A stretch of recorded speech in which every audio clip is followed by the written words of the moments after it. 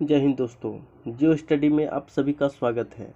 मैं पंकज सर आज आपके लिए लेकर आया हूँ आर्मी टेक्निकल में फिजिक्स यानी भौतिकी से रिलेटेड पूछे जाने वाली 60 महत्वपूर्ण मॉडल सेट का प्रश्न पेपर, जो हमेशा आर्मी के एग्ज़ाम में पूछे जाते हैं।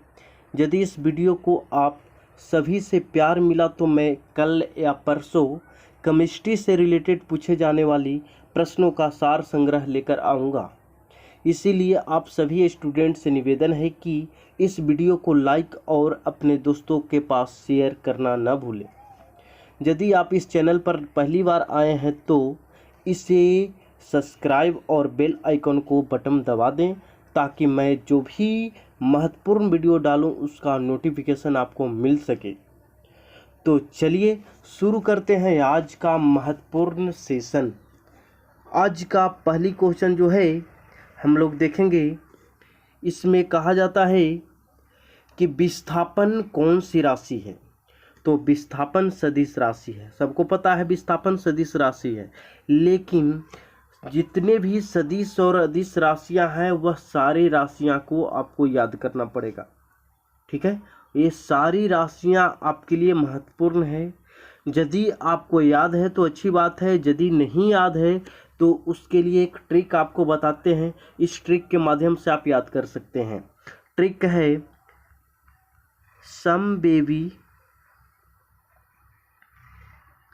समवेवी आवत। याद रहेगा, स से हो गया संवेग, वे से वेग, वी से विस्थापन, आ से आवेग, व से बल और त से त्वरण। ये टोटल जो हो गए सदिश हो गए, और इसके अलावे जितना भी बचेंगे वो सभी अदिश राशि होंगे। यदि आपको सदिश और अदिश पे अच्छी तरीक़ा से इसे पढ़ना है, इसे जानना है, इसे ट्रिक के माध्यम से अच्छी तरीक़ा से याद करना है, तो आप हमारे जीके जीएस के प्लेलिस्ट में जा कर के और सदिश अदिश पे बने ट्रिकली वीडियो को एक बार ज़रूर देखें, ताकि सदिश और अदिश में आपको कभी भी दिक्कत ना हो।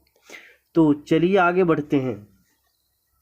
अगला बात क्या बोलना है कि विस्थापन शून्य हो सकता है। याद रखना है, विस्थापन शून्य हो सकता है, लेकिन तय की गई जो दूरी जो है वह शून्य नहीं हो सकता।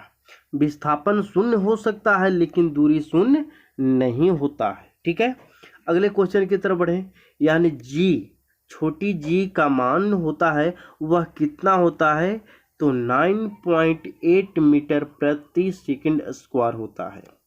और यदि बड़ी जी का मान पूछ दे कि बड़ी जी का मान कितना होता है, तो वो होता है 6.67 गुना 10⁻⁻11।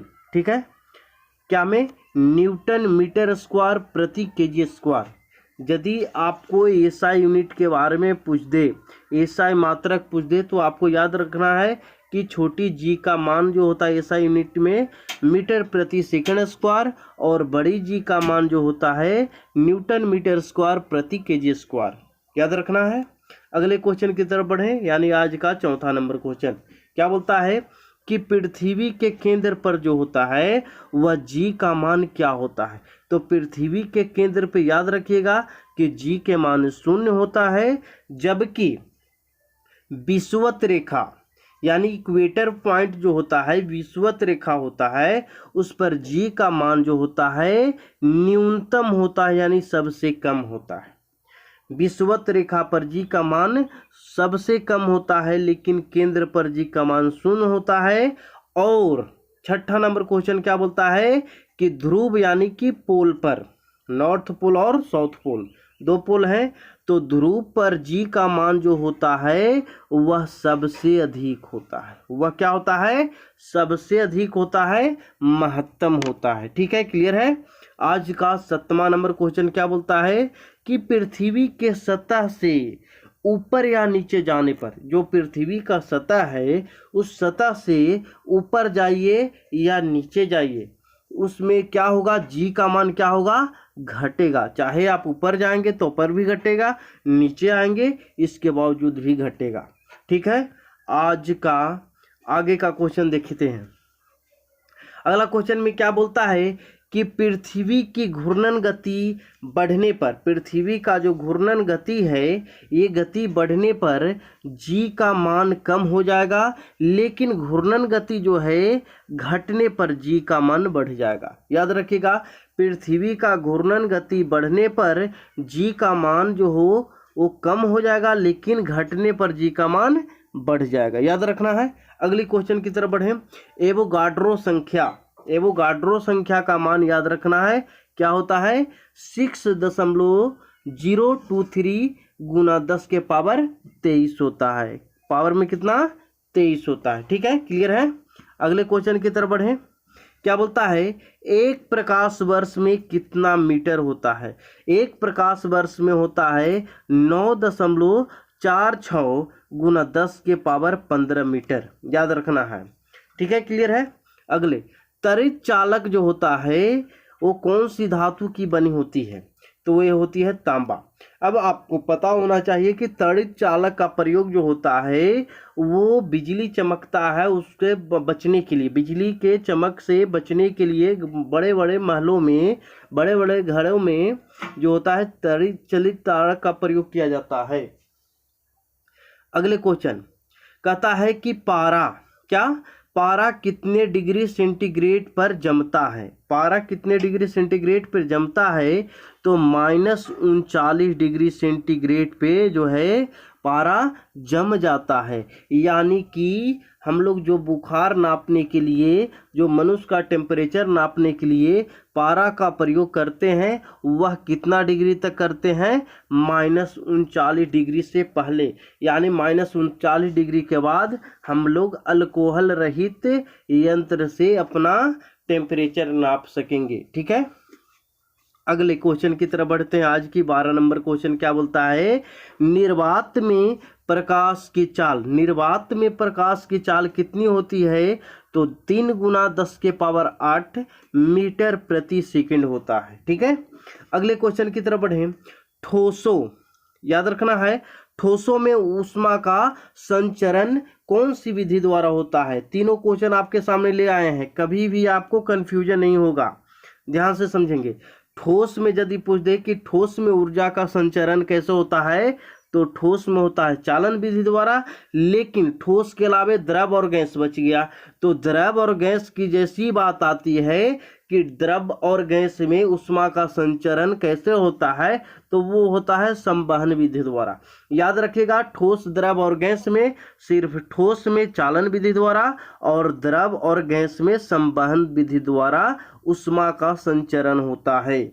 लेकिन सूर्य से जो पृथ्वी गर्म होता है, यानी सूर्य से जो ऊष्मा आती है जिससे लोग गर्म हो जाते हैं, चाहे पृथ्वी हो चंद्रमा हो सारा गर्म होता है, वह कौन विधि द्वारा गर्म होता है, तो विकिरण विधि द्वारा। क्योंकि सूर्य से विकिरण किरण आते हैं तो विकिरण विधि द्वारा वह गर्म हो जाते हैं। अगले क्वेश्चन की तरफ बढ़े।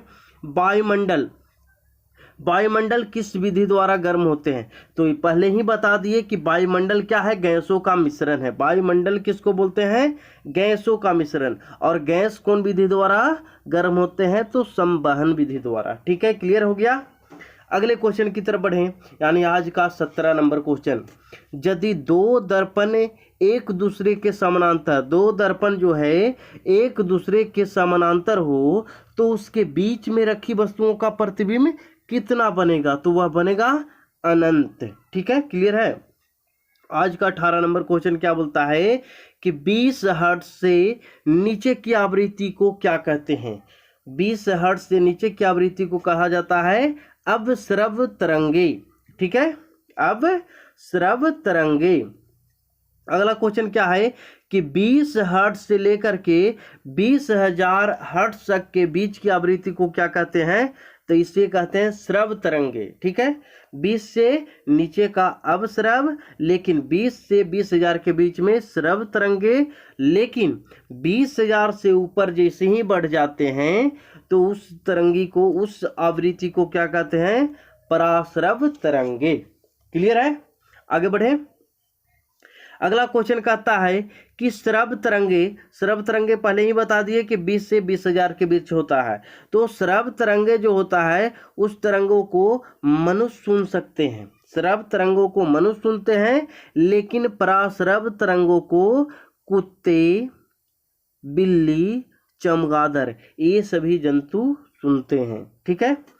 प्रतिध्वनि सुनना हो तो कम से कम कितना मीटर की दूरी होनी चाहिए? तो 17 मीटर की दूरी होनी चाहिए। प्रतिध्वनि सुनने के लिए 17 मीटर की दूरी होनी चाहिए। प्रतिध्वनि क्यों सुनाई पड़ता है? परिवर्तन के कारण। किसके कारण? परिवर्तन के कारण। परावर्तन यानी जो आवाज बोलते हैं वो रिफ्लेक्शन होकर के मेरे पास सुनाई पड़ता है, परावर्तन के कारण। ठीक है। अगला क्वेश्चन कहता है संवेग दुगुना करने पर गतिज ऊर्जा कितना गुना बढ़ जाएगा? तो 4 गुना बढ़ जाएगा। क्लियर है। अगला क्वेश्चन कहता है क्या? देखिएगा, बहुत इंपॉर्टेंट क्वेश्चन है। कहता है बैरोमीटर का तापमान यदि धीरे धीरे नीचे गिरता हो, क्या होता हो? धीरे धीरे नीचे गिरता हो तो क्या कहता है कि वर्षा होने की संभावना है। यदि धीरे धीरे ऊपर जाता हो, याद रखना है, धीरे धीरे नीचे आएगा तो वर्षा होने की संभावना, यदि धीरे धीरे ऊपर जाएगा तो मौसम साफ रहेगा। और यदि अचानक नीचे गिर जाए तो यह इंगित करेगा क्या? आंधी एवं तूफान होने की संभावना को व्यक्त करेगा। बैरोमीटर से रिलेटेड 3 क्वेश्चन होते हैं, तीनों क्वेश्चन आपके सामने रख दिए हैं। ठीक है। अगले क्वेश्चन की तरफ बढ़ते हैं। कहा जाता है कि लोलक की लंबाई बढ़ने पर उसका आवर्तकाल क्या होगा? तो आवर्तकाल भी बढ़ जाएगा। क्लियर है। अगले क्वेश्चन की तरफ, किस रंग का तरंगदैर्घ्य जो होता है सबसे अधिक होता है? तो वह होता है लाल रंग का तरंगदैर्घ्य अधिक होता है, लेकिन इसका विचलन जो है विचलन सबसे कम होता है। याद रखिएगा, लाल रंग का तरंगदैर्घ्य सबसे अधिक होता है, लेकिन इसका विचलन सबसे कम होता है। यहाँ निचला क्वेश्चन बोलता है क्या कि किस रंग का तरंगदैर्घ्य सबसे कम होता है? तो बैंगनी का तरंगदैर्घ्य जो होता है वो सबसे कम होता है, इसलिए इसका विचलन सबसे अधिक होगा। ठीक है।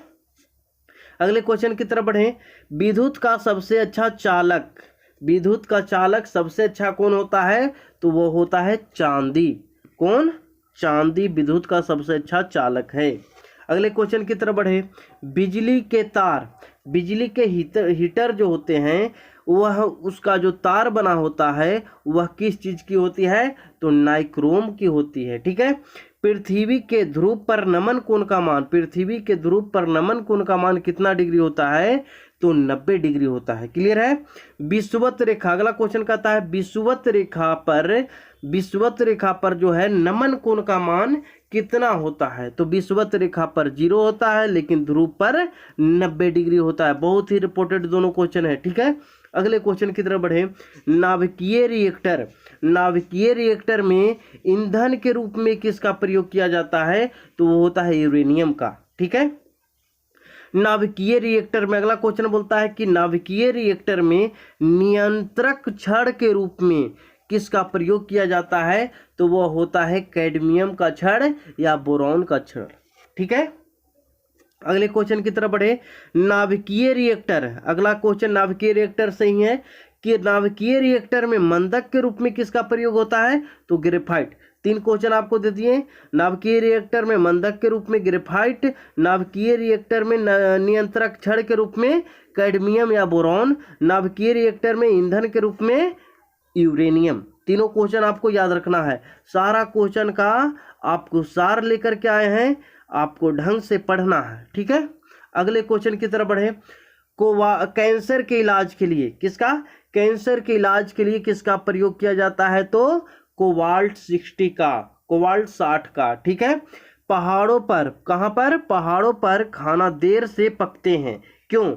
तो क्वथनांक कम होने के कारण पहाड़ों पर लेट खाना बनते हैं। ठीक है। जल के जमने पर उसका आयतन पर क्या प्रभाव पड़ेगा? तो आयतन जो होता है बढ़ जाता है, जिसके कारण ठंडे प्रदेशों में पाइप जो होते हैं, पाइपलाइन, वह फट जाते हैं। ठीक है। क्लियर है। रॉकेट किस सिद्धांत पे कार्य करता है? तो रॉकेट जो होता है संवेग संरक्षण के सिद्धांत पे कार्य करता है। ट्रांसफार्मर, अगला क्वेश्चन कहता है ट्रांसफार्मर जो है, ट्रांसफार्मर का क्रोड जो बना होता है वो किस चीज का बना होता है? तो नर्म लोहा का बना हुआ होता है। ठीक है, क्लियर है। अगले क्वेश्चन की तरफ बढ़े। दूध से क्रीम अलग करने पर दूध का घनत्व क्या होगा? तो वह बढ़ जाएगा। क्लियर है। दबाव ज्यादा डालने पर बर्फ का गलनांक क्या होगा? तो वह घट जाएगा। क्लियर है। सबसे अधिक आघात वर्धनीय कौन सी पदार्थ है, कौन सी चीज है? तो वह है सोना। आघात वर्धनीय का मतलब कम मटेरियल में ज्यादा तार खिंचाए। ठीक है। अगला क्वेश्चन की तरफ बढ़े। बर्फ का गुप्त उष्मा कितना होता है? तो 80 किलो कैलोरी होता है। अगला क्वेश्चन बोलता है डॉपलर प्रभाव का संबंध किससे है? तो वह ध्वनि से है। ठीक है। एक न्यूटन बराबर कितना डाइन होता है? तो 10 के पावर 5 डाइन होता है। चलिए एक ट्रिक के माध्यम से आपको सिखा दे, इसको भी एक ट्रिक बनाए हुए हैं। याद रखिएगा, दो चीज यहाँ पे पूछता है।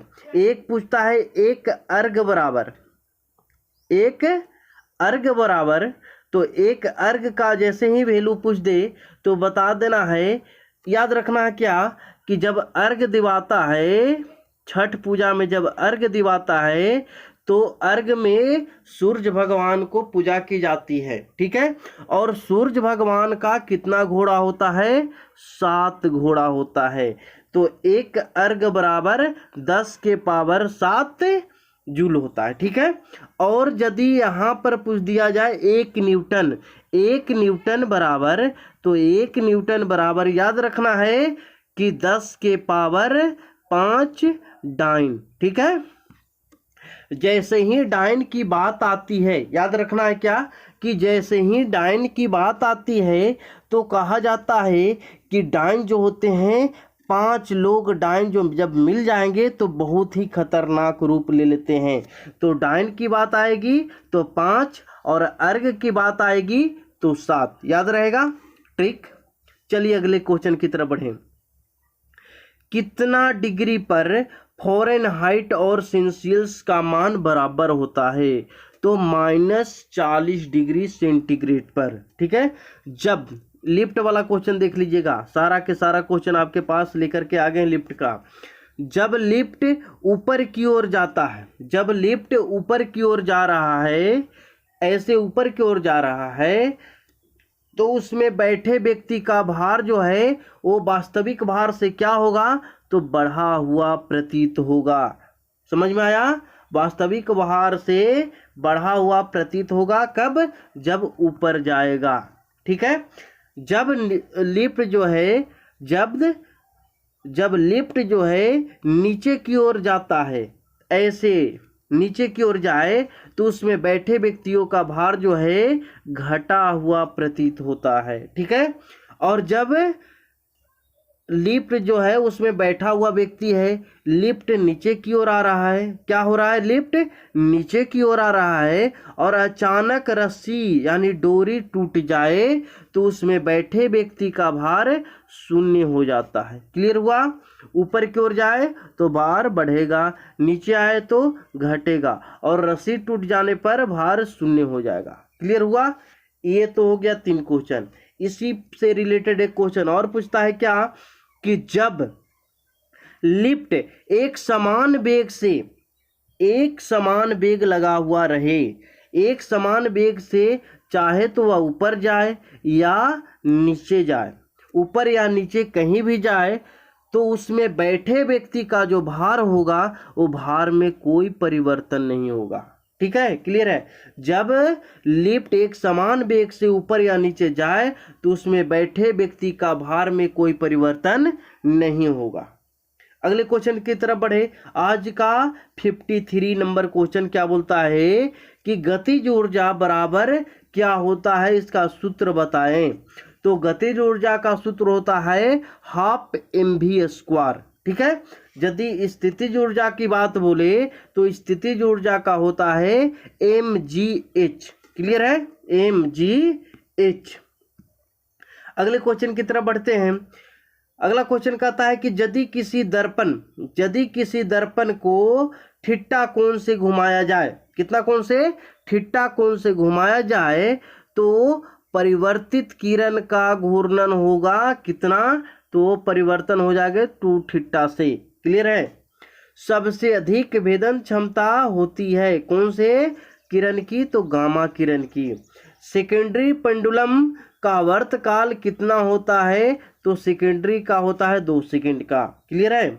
अगला क्वेश्चन कहता है एक गेंद को क्षैतिज से कितने डिग्री पर फेंकने पर अधिकतम क्षैतिज दूरी तय कर सकेगी। ठीक है, तो कितना डिग्री, 45 डिग्री। क्लियर है। अगले क्वेश्चन की तरफ बढ़े। पृथ्वी का प्लायन वेग का मान कितना होता है, तो 11.2 किलोमीटर प्रति सेकंड। याद रखिएगा 11.2 किलोमीटर प्रति सेकंड होता है पृथ्वी का प्लायन वेग। अगला क्वेश्चन यानी आज की लास्ट क्वेश्चन क्या बोलती है कि झूला झूलते समय कोई व्यक्ति झूला पर खड़ा हो जाए तो उसका आवर्तकाल क्या होगा, तो झूला पे खड़ा होने से आवर्तकाल जो है घट जाएगी। क्या होगी, घट जाएगी। उम्मीद करते हैं आज का वीडियो आपको पसंद आया होगा। यदि आपको पसंद आया है तो आप इस वीडियो को लाइक और कमेंट जरूर करें और आगे आप लोग केमिस्ट्री का क्वेश्चन का इंतजार करें। आपके लिए जल्द ही केमिस्ट्री का पैकेज आपको उपलब्ध करवाएंगे। तब तक के लिए विदा दीजिए। जय हिंद।